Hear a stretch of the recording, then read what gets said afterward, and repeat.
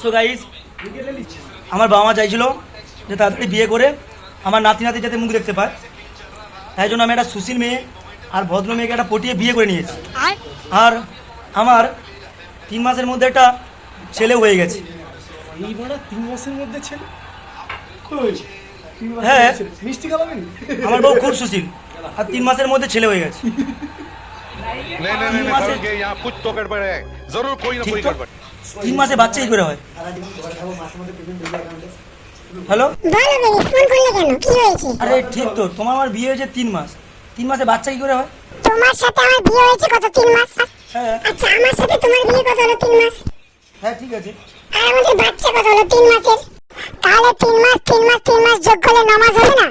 ও হ্যাঁ হ্যাঁ, ও আচ্ছা ঠিকই তো আছে, 9 মাসে বাচ্চা। ঠিক আছে ঠিক আছে, আমার বউ সত্যি খুব সুশীল।